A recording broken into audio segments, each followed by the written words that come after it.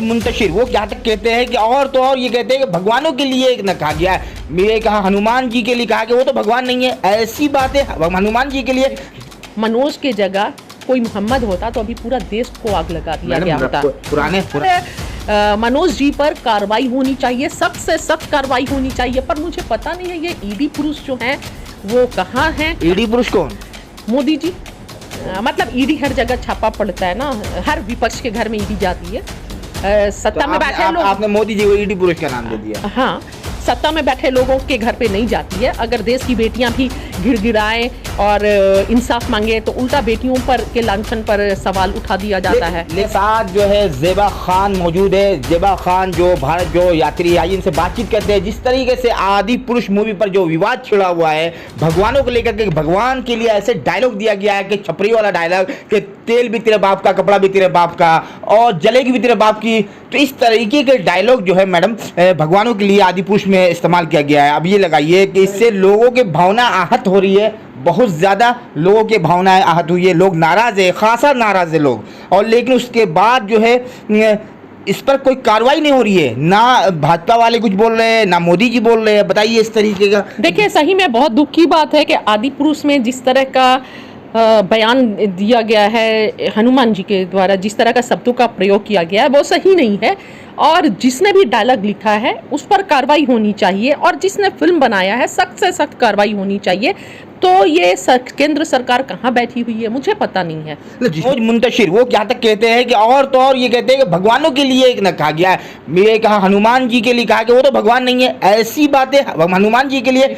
दुख की बात है, ये कहीं ना कहीं जो संवेदनाएं हैं उसको आहत करती हैं और धर्म का अपमान है, हनुमान जी का अपमान है। क्योंकि राम के बाद हनुमान के भक्त देश में हैं और हनुमान जी की पूजा की जाती है। लेकिन इस तरह जो बोला गया है बहुत ही निंदनीय है और मनोज जी पर कार्रवाई होनी चाहिए, सख्त से सख्त कार्रवाई होनी चाहिए। पर मुझे पता नहीं है ये ईडी पुरुष जो हैं वो कहाँ हैं। ईडी पुरुष कौन?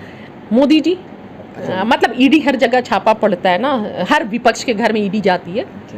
सत्ता में बैठे लोग, आपने मोदी जी को ईडी पुरुष का नाम दे दिया। हाँ, सत्ता में बैठे लोगों के घर पे नहीं जाती है। अगर देश की बेटियां भी गिड़गिड़ाएं और इंसाफ मांगे तो उल्टा बेटियों पर के लांछन पर सवाल उठा दिया जाता है। लेकिन मैडम इस तरीके मूवी में राम का रोल निभाने वाले हिंदू, हनुमान जी का जो रोल दिया गया है छपरियों वाला, बिल्कुल अपमान हुआ, लोग नाराज है, खासा नाराज है। लेकिन उसमें एक किरदार मुसलमान का है, वो भी खान का है, सैफ अली खान।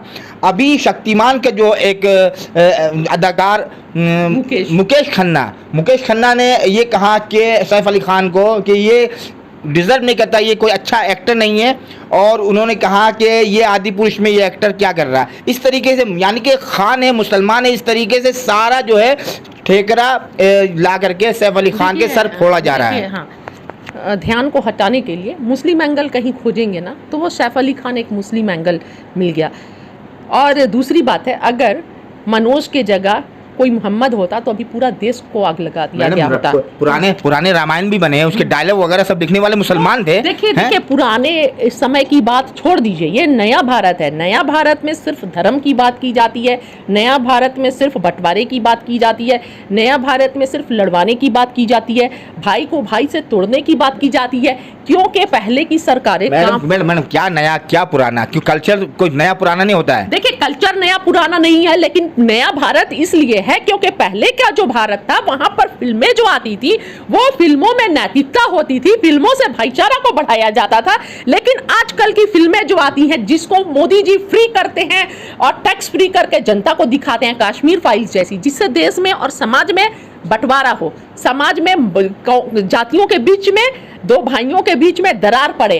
और सबसे ज्यादा केरला स्टोरी जैसी फिल्म आती है। पहले तक तो कुछ दिनों पहले तक तो मुसलमान जेंट्स पर ही को ही टारगेट किया जाता था। अब तो केरला स्टोरी जो फिल्म आई है देखकर मेरे रोंगटे खड़े हो गए कि वहां पर महिलाओं को, मतलब एक लड़की ले जाके दूसरी लड़की को फंसा देती है। तो क्या बताना चाह रही हैं? मैं तो ये पूछना चाहती हूँ, मैं भी डबल MA MPhil की हूँ, ह्यूमन राइट्स हूँ, अभी लॉ कर रही हूँ। मेरी कोई भी कॉलेज की फ्रेंड ये बता दे कभी मैंने धार्मिक बात की है?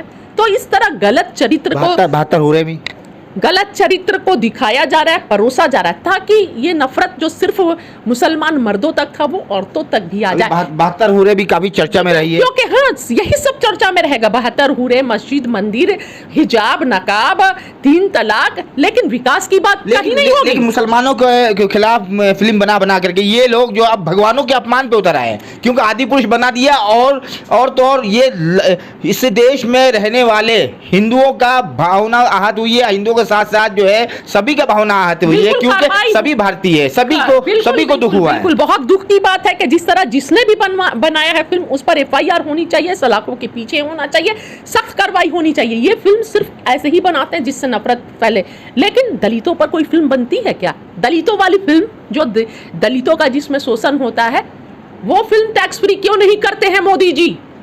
भीमा कोरेगांव पर जो फिल्म है उसको क्यों टैक्स फ्री नहीं किया जाता है? वो देश की जनता को क्यों नहीं दिखाया जाता है कि श्रवणों ने कितने सालों से दलितों का शोषण किया है, बड़े जातियों ने सदियों से दलितों का शोषण किया है, आज भी समाज में उन्हें बराबरी का हिस्सा नहीं मिला है, आज भी वो समाज में दबे और कुचले हैं। और ये जो सारे सरकारी संस्थानों का निजीकरण किया जा रहा है, ये कहीं ना कहीं मुसलमानों से ज्यादा दलितों के साथ छल और छलावा किया जा रहा है। एक बात खत्म होने दीजिए, दलितों की नौकरी छीनने के लिए, दलितों का आरक्षण छीनने के लिए निजीकरण किया जा रहा है, इसके बारे में क्यों नहीं बताया जाता है? अच्छा ये बताइए, फिल्म बैन होनी चाहिए कि नहीं? बिल्कुल बैन होनी चाहिए, बिल्कुल बैन होनी चाहिए।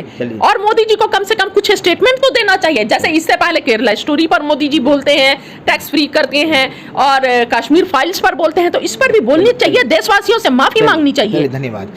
मेरे साथ इस वक्त ज़ेबा खान बातचीत कर रही थी बेबाकी से आदि पुरुष मामले पर, जिस तरीके से भगवानों का अपमान किया गया है, और अपनी बात बेबाकी से रख रही थी। दर्शकों, आप क्या सोचते हैं, क्या समझते हैं, कमेंट करके बताएं।